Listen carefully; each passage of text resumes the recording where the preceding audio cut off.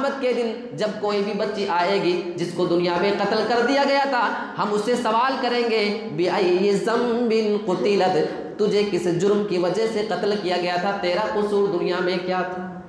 کیا جواب دیں گے آج کے مسلمان جو اپنی بچیوں کو پیٹ کے اندر ہی رہنے کی اجازت نہیں دیتے، اس کو دنیا دیکھنے تک کی اجازت نہیں دیتے؟ فیصلہ آپ کرو۔ وہ کافر تھے، وہ زمانے جاہلیت کے لوگ تھے جو بچی کو 5 سال تک دنیا میں رہنے کا حق دیتے تھے، آج ہم 2 مہینے بھی اس کو پیٹ میں رہنے کا حق نہیں دیتے ہیں۔ کیا ہمارا قصور ان سے چھوٹا ہے یا بڑا؟ یہ فیصلہ آپ کے حوالے ہے۔ عرب کے زمانے جاہلیت کے لوگ تھے جو بیٹی کو پیدا ہونے کے بعد 4 5 6 سال تک اپنے پاس رکھا کرتے تھے، پالا پوسا کرتے تھے، بعد میں اس کو لے جا کے کسی گڑھے میں دفن کر کے آیا کرتے تھے۔ آج تو ایکسٹرا زمانہ ہے، آج تو ڈیجیٹل گناہ انسان کر رہا ہے۔ کسی کی 2 بیٹیاں ہیں، تیسرا حمل ٹھہرا، پتہ چل گیا چیک اپ کے ذریعے کہ اس بار بھی بچی ہے، اب اس کو گرا دیا جائے، حمل ساقط کرا دیا جائے۔ میرے پیارے ساتھیوں، جب اللہ ان کے بارے میں فرما رہا ہے وہ لوگ اپنی بیٹی کو پیدا ہونے دیتے تھے۔ 4 تقتلوا اولادکم خشیۃ املاق، دوسری جگہ فرمایا، یہاں پہ فرماتا من املاق، روزی روٹی کے ڈر سے، تنگ دستی کے ڈر سے اپنی اولاد کا قتل کرتے ہو۔ اور اسی مضمون کو اللہ رب العالمین قرآن مجید میں دوسری جگہ بڑی خوبصورتی کے ساتھ اور تفصیل کے ساتھ بیان کیا ہے، اور کہیں نہ کہیں ہم مسلمان آج اس میں شریک اور گرفتار نظر آتے ہیں۔ وَإِذَا بُشِّرَ أَحَدُهُم بِالْأُنثَىٰ ظَلَّ وَجْهُهُ مُسْوَدًّا وَهُوَ كَظِيمٌ۔ اللہ بیان فرماتا ہے زمانے جاہلیت میں جب کسی کے یہاں بچی کی پیدائش کی اس کو خبر سنائی جاتی تھی، ظَلَّ وَجْهُهُ مُسْوَدًّا وَهُوَ كَظِيمٌ، اس آدمی کا چہرہ وہ خبر سننے کے بعد پھر کالا پڑ جایا کرتا تھا۔ وَهُوَ كَظِيمٌ، وہ اندر اندر گھٹا کرتا تھا کہ اب کیا کریں۔ وہ آپس میں یہی فیصلہ کرنے کے لیے پریشان رہا کرتے تھے کہ اب اس کو کریں تو کیا کریں۔ أَيُمْسِكُهُ عَلَىٰ هُونٍ أَمْ يَدُسُّهُ فِي التُّرَابِ، کیا اس بچی کو اپنے پاس رکھا جائے اور تمام لوگوں کے طعنے سنے جائیں، ہم کسی کو بعد میں اپنا داماد بنائیں؟ یہ ہمارے لیے کتنی شرم کی بات ہوگی۔ ذرا تصور کرو کہ بیٹیوں کے بارے میں کتنا غلط تصور تھا۔ ام یدسہ فی التراب، یا دوسرا راستہ یہ ہے کہ جب بچی 4 سے 5 سال کی ہو جائے ہم اس کو قبر میں دفن کر کے آ جائیں، اور یہی طریقہ زمانے جاہلیت میں بالکل عام چلی آ رہی تھی، یہی چیز ان کے یہاں چل رہی تھی۔ اللہ رب العالمین اسی چیز کا تذکرہ کرنے کے بعد فرماتا ہے الا ساء ما یحکمون، خبردار یہ کتنا غلط فیصلہ کیا کرتے تھے، ان کی جو سوچ تھی، ان کا جو کام تھا، یہ کتنا غلط کام کیا کرتے تھے۔ اب آئیے میں آج کی بات کروں، وہ عرب کے زمانے جاہلیت کے لوگ تھے جو بیٹی کو پیدا ہونے کے بعد 4 5 6 سال تک اپنے پاس رکھا کرتے تھے، پالا پوسا کرتے تھے، بعد میں اس کو لے جا کے کسی گڑھے میں دفن کر کے آیا کرتے تھے۔ آج تو ایکسٹرا زمانہ ہے، آج تو ڈیجیٹل گناہ انسان کر رہا ہے۔ کسی کی 2 بیٹیاں ہیں، تیسرا حمل ٹھہرا، پتہ چل گیا چیک اپ کے ذریعے کہ اس بار بھی بچی ہے، اب اس کو گرا دیا جائے، حمل ساقط کرا دیا جائے۔ میرے پیارے ساتھیوں، جب اللہ ان کے بارے میں فرما رہا ہے وہ لوگ اپنی بیٹی کو پیدا ہونے دیتے تھے، 4 5 سال کے بعد اس کو وہ قتل کیا کرتے تھے، اگر ان کا فیصلہ غلط ہے الا ساء ما یحکمون، کتنا وہ غلط کام کیا کرتے تھے۔ تو آج ہم مسلمان جو یہ سارے کام کر رہے ہیں، پھر اس کے بارے میں آپ کا خیال کیا ہے؟ اور اسی بات کو اللہ کے نبی صحیح بخاری کی حدیث کے اندر بیان فرماتے ہیں، قیامت کے دن ایک بچہ آئے گا جس کو اس کی ماں نے دنیا میں قتل کیا تھا، وہ بچہ اپنی ماں کی پستان سے لگا ہوا آئے گا، اس کے سینے سے چمٹا ہوا آئے گا، اور اللہ کہے گا میرے بندے اے بچے بول، اگر تیرے اوپر بھی کوئی ظلم ہوا ہے تو تو بتا۔ وہ کہے گا اللہ ہذہ امی قتلتنی، یہ میری ماں ہے جس نے دنیا میں میرا قتل کر دیا تھا، اے اللہ یہ میری نہ ہوئی تو اس کا نہیں بننا۔ اور وہ بندہ، وہ چھوٹا سا بچہ اس ماں کو جہنم میں لے جانے کا سبب بن جائے گا۔ یہ ساری چیزیں چل رہی تھی۔ اللہ قرآن میں اسی بات کو اعلان کرتا ہے وَإِذَا الْمَوْءُودَةُ سُئِلَتْ بِأَيِّ ذَنبٍ قُتِلَتْ، قیامت کے دن جب کوئی بھی بچی آئے گی جس کو دنیا میں قتل کر دیا گیا تھا، ہم اس سے سوال کریں گے بِأَيِّ ذَنبٍ قُتِلَتْ، تجھے کس جرم کی وجہ سے قتل کیا گیا تھا، تیرا قصور دنیا میں کیا تھا؟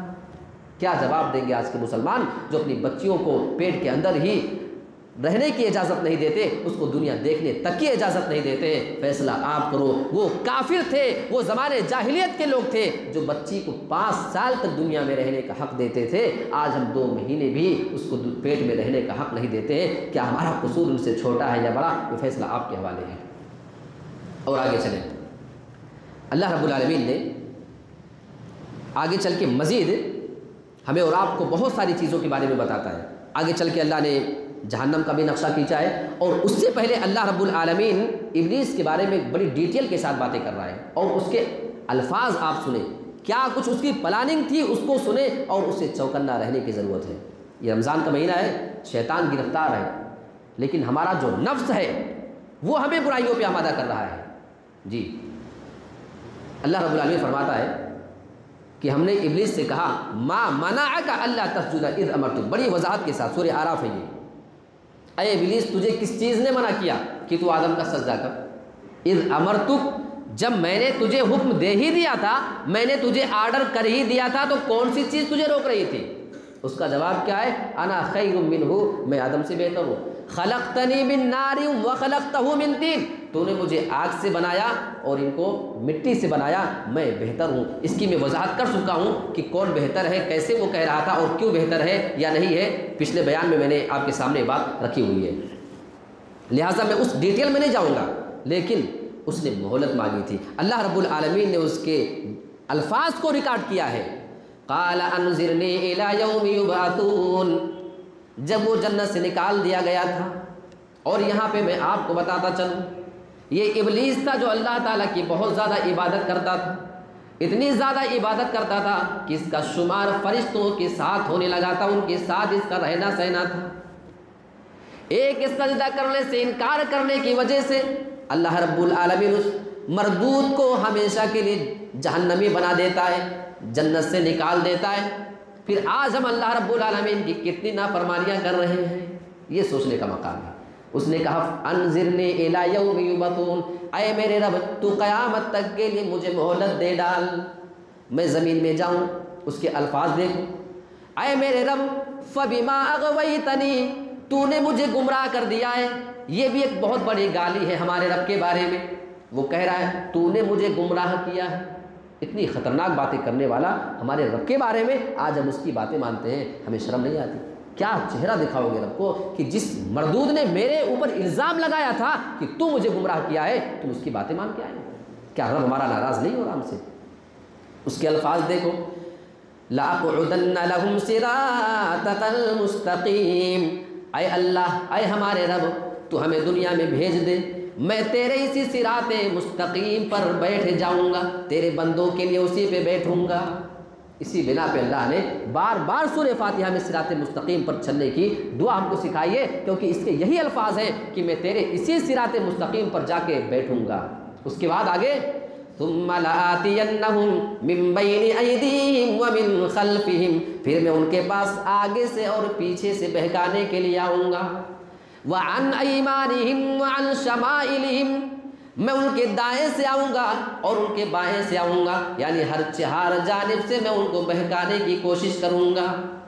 اور وہ اللہ کے سامنے بڑی جرأت کے ساتھ کہتا ہے وَلَا تَجِدُ أَكْثَرَهُمْ شَاكِرِينَ، اے میرے رب تو دیکھ لینا، میں اتنا بہکاؤں گا، میں اتنا گمراہ کر کے رکھ دوں گا کہ تو اپنے بندوں میں سے زیادہ لوگوں کو شکر گزار نہیں پائے گا۔ یہاں مفسرین کہتے ہیں کہ شاکرین کا مطلب ہے موحدین، شکر کرنے والوں کو زیادہ نہیں پائے گا، یعنی توحید پر چلنے والوں کو زیادہ نہیں پائے گا، ہم زیادہ لوگوں کو شرک کے اندر ڈال دیں گے۔ آج دیکھو نا ابلیس نے اپنے وعدے کو کتنا سچا کر دکھایا ہے، نیکیوں کے نام پہ آج شرک بانٹے جا رہے ہیں۔ اسی بات کا ذکر اس نے کہا۔ اچھا یہ اس کی بات ہو گئی، آگے قابل غور نکتہ ہے۔ اللہ نے آدم سے کہا یا آدم اسکن انت وزوجک الجنہ، اے آدم تم اور تمہاری بیوی جاؤ دونوں جنت میں رہو، وَكُلَا مِنْهُمَا مِنْ حَيْثُ شِئْتُمَا، جنت کے اندر جو چاہو کھاؤ پیو، جتنا چاہو کھاؤ پیو آرام کے ساتھ، لیکن بس ایک چیز سے روکا گیا تھا، وَلَا تَقْرَبَا هَٰذِهِ الشَّجَرَةَ، اس درخت کے قریب نہیں جانا۔ کیوں؟ فَتَكُونَا مِنَ الظَّالِمِينَ، یہ میرا آرڈر ہے کہ اس کے قریب نہیں جانا، اگر تم چلے جاؤ گے، اگر اس کا پھل کھا لو گے تو تم ظالم ہو جاؤ گے، ظلم کر دو گے تم۔ ایک چیز سے روکا تھا پوری جنت کے اندر، اب یہ جاتا ہے ابلیس اور ان کے پاس جانے کے بعد ایسی باتیں بناتا ہے کہ اچھا جانتے ہو کہ اس کے پاس جانے سے اللہ نے کیوں روکا ہے؟ دیکھو اس وجہ سے کہ اگر کہیں کھا لو تو تم فرشتے نہ بن جاؤ، کہیں کھا لو تو ہمیشہ جنت میں نہ رہ جاؤ، یہ ایسا درخت ہے کہ کھا لو گے یا تو فرشتہ بن سکتے ہو یا پھر ہمیشہ جنت میں رہ سکتے ہو، اسی لیے اللہ نے روکا ہے۔ جھوٹ بولا نا اللہ کے بارے میں، لیکن ایسا سمجھایا، ان لوگوں نے نہیں مانا پہلے، نہیں ہم نہیں کھائیں گے، ہم نہیں جاتے اس کے پاس۔ آگے اللہ رب العالمین بیان فرماتا ہے وَقَاسَهُمَا إِنِّي لَكُمَا لَمِنَ النَّاصِحِينَ، وہ ان دونوں کے سامنے قسم کھاتا ہے، کیا تم دونوں کو میری بات پہ بھروسہ نہیں ہے؟ میں قسم کھاتا ہوں، میں قسم کھا کر کے کہہ رہا ہوں، میں تمہارے لیے بڑا خیر خواہ ہوں، میں تمہاری ہمدردی کی باتیں کر رہا ہوں۔ پتہ چلا قسم کھا کے آپ کے ہت میں بات کرنے والا آپ کے ہت میں اور آپ کے حق میں ہی بات کر رہا ہو، یہ ضروری نہیں، یہ شیطانی چال بھی تو ہو سکتی ہے، یہ بھی پتہ چلتا ہے۔ بہرحال کھایا انہوں نے اور اس کے بعد جنت سے نکالے گئے، وہ ساری ڈیٹیل یہاں سورہ اعراف کے اندر موجود ہے، آپ اس کو جائیں اور آپ پڑھنے کی ضرور کبھی کوشش کریں اگر موقع ملے آپ کو۔ اس کے بعد اللہ رب العالمین فرماتا ہے ان دونوں نے ایک دعا کیا تھا، یہ کلمات اللہ نے سکھائے۔ اللہ فرماتا ہے کہ ان دونوں نے اللہ سے کچھ کلمات سیکھے، اسی کے ذریعے دعا کیا، اور اس کے ذریعے ہمیں بھی اپنے گناہ ہونے پہ دعا کرنا چاہیے۔ وہ کلمات کیا تھے؟ ربنا ظلمنا انفسنا وان لم تغفر لنا وترحمنا لنكونن من الخاسرین، اے ہمارے رب ہم دونوں نے اپنے نفس پہ ظلم کر لیا ہے، وان لم تغفر لنا، اگر تو نے ہمیں بخشا نہیں، وترحمنا، اور تو نے ہمارے اوپر رحم نہیں کیا۔ دو چیز، ایک تو بخش دے اور دوسرا رحم کر دے۔ صرف بخشش نہیں مانگا، اللہ کی رحمت اور اللہ کا رحم بھی مانگا۔ ہم جب بھی اللہ سے مانگیں ہم اللہ کی بخشش کے ساتھ اللہ کی رحمت کا بھی سوال کریں تو کیا ہوگا؟ لَنَكُونَنَّ مِنَ الْخَاسِرِينَ، تو اے اللہ ہم تو نقصان اٹھانے والے ہو جائیں گے۔ اللہ نے ان کی توبہ قبول کی اور ان کو زمین کے اندر بھیج دیا اور یہ فیصلہ کر دیا کہ وہاں تم کو رہنا ہے، اب یہاں سے تم کو ہم قیامت کے دن سب کو اٹھائیں گے۔ کس طریقے سے ابلیس نے ان کے سامنے لا کر کے پھندے ڈالے تھے اور جنت میں ایک چیز جس سے روکا گیا تھا نہیں رکنے دیا۔ آج تو سینکڑوں ایسی چیزیں ہیں جس سے رکنا ہے، آپ دیکھ لو کس کس طریقے سے انسان کو حرام اور غلط چیزوں میں ابلیس لگا کے رکھا ہوا ہے۔ آج کل تو اس کے بہت سے سپورٹر بھی ہیں نا، وہاں اکیلا تھا، اکیلا وہ یہ کام کروا لے گیا، آج تو بہت سارے اس کے چیلے چپاٹے گھوم رہے ہیں، پھر کتنا ہم لوگوں سے وہ کام کروائیں گے۔ آگے چلیے، اللہ رب العالمین نے ایک بڑی پیاری بات کی ہے۔ آج دنیا میں ہمارے پاس بہت سی نعمت ہے، ہمیں کوئی قدر نہیں ہے۔ آئیے وہ آیت دیکھتے ہیں۔ وَنَادَى أَصْحَابُ النَّارِ أَصْحَابَ الْجَنَّةِ أَنْ أَفِيضُوا عَلَيْنَا مِنَ الْمَاءِ أَوْ مِمَّا رَزَقَكُمُ اللَّهُ، جب وہاں پہ جہنم کے اندر جہنمی چلے جائیں گے اور جنتی جنت کے اندر چلے جائیں گے، جنتیوں کو جہنمی دیکھیں گے، وہ اللہ رب العالمین کی نعمتوں کو اپنے پاس رکھے ہوئے، اللہ رب العالمین کی نعمتیں ان سارے لوگوں کو ملی ہیں، وہ کہیں گے اے جنتیوں تم ہمیں جنت کا تھوڑا سا پانی دے دو، ہمارے اوپر تھوڑا سا پانی اڈیل دو، یا تمہیں اللہ نے جو روزی دے کر کے رکھا ہے، تمہارے پاس پھل فروٹ ہے، کھانے پینے کی چیز ہے، ہمارے پاس بھی بھیج دو، کیونکہ ہمیں یہ ساری چیزیں تو کبھی میسر ہی نہیں۔ جنتی جواب دیں گے قالوا ان اللہ حرمہما علی الکافرین، بے شک اللہ نے ان دونوں چیزوں کو یعنی پانی اور اس کی تمام قسم کی نعمتوں کو کافروں پہ حرام کر دیا ہے۔ آج ضرورت ہے ہم دنیا میں ایسے کام کریں کہ ہم جنت میں جائیں تاکہ وہاں پہ ترسنا نہ پڑے، ایک بوند کے لیے ترس جائیں گے لیکن اللہ رب العالمین نے ان کے لیے حرام کر دیا ہوگا۔ آگے ایک بات بتاؤں، بڑی پیاری بات، اللہ رب العالمین ہمیں دعا مانگنے کا طریقہ سکھا رہا ہے۔ ادعوہ، تم اپنے رب کو پکارو، تضرعا وخفیا، عاجزی کے ساتھ پکارا کرو، پکارنے میں عاجزی ہو، انکساری ہو، گڑ گڑاپن ہو۔ ایک بندہ جب اللہ رب العالمین کو پکارے تو اس کے اندر عاجزی ہونا چاہیے، اپنے رب سے گڑ گڑائے۔ وخفیہ، اللہ بیان فرماتا ہے کہ اللہ کو خاموشی کے ساتھ آہستہ آہستہ پکارا کرو۔ آہستہ پکارنے کے لیے کیوں کہا جانتے ہیں؟ ہم زور سے بھی اللہ کو پکار سکتے ہیں، جیسے ہم یہاں بیٹھ کے سب دعا کر لیتے کبھی، لیکن عام طور پہ انسان کو رب کے پاس جب کچھ مانگنا ہو نا رب سے تو اللہ فرماتا ہے خفیہ، آہستہ آہستہ جب اللہ کو پکارو گے تو اس میں تمہارے اندر گڑ گڑاہٹ ہوگی، زور زور سے مانگنے میں ہو سکتا ہے کہ دکھاوا آ جائے، ہو سکتا ہے ریا آ جائے، لیکن جب تنہائی میں اللہ سے، اکیلے میں اللہ سے جب باتیں کرو گے، جب گڑ گڑاؤ گے تو تمہارے اندر کا خلوص کچھ الگ ہوگا۔ یہ اللہ دعا مانگنے کا طریقہ بتا رہا ہے۔ اور دوسری چیز وَادْعُوهُ خَوْفًا وَطَمْعًا، اور جب تم اپنے رب کو پکارو تو دو چیز تمہارے اندر ضرور ہونی چاہیے، ایک اللہ کا ڈر ہو اور دوسرے اللہ سے امید بھی ہونی چاہیے۔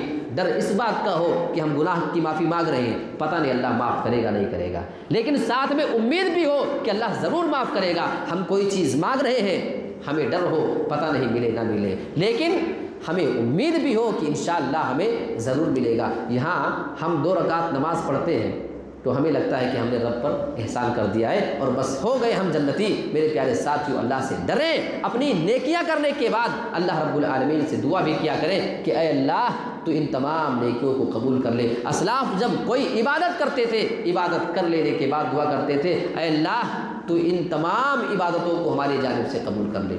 رمضان کے روزے آپ رکھ رہے ہو، تراویح پڑھ رہے ہو، قرآن کی تلاوتیں ہو رہی ہے، رمضان میں صدقہ خیرات کر رہے ہو، بڑے اکڑ کے چلتے ہیں کہ ہم سے بڑا نیک ہمارے محلے میں کون ہے؟ نہیں، اللہ سے ڈرتے رہو، پتہ نہیں اللہ رب العالمین ہماری ان عبادتوں کو قبول کرے یا نہ کرے۔ اللہ رب العالمین سے امید رکھو، اللہ سے دعا بھی کرتے رہو اے اللہ عبادت کرنا ہمارا کام تھا، جو کمی ہوگی اس کو معاف کرنا اور اس کا بہترین بدلہ تو مجھے نصیب فرمانا۔ ان تمام چیزوں پہ بھی ہمیں غور کرنے کی ضرورت ہے۔ یہ 8ویں پارے کے اندر چند چیزیں تھیں جو میں نے آپ کے سامنے رکھنے کی کوشش کی ہے۔ اللہ رب العالمین سے دعا کہ پروردگار قرآن مجید کے اندر ہمیں غور و فکر کرنے اور اس پر عمل کرنے کی توفیق عطا فرما، آمین۔ وآخر دعوانا ان الحمد للہ رب العالمین، والسلام علیکم ورحمۃ اللہ وبرکاتہ۔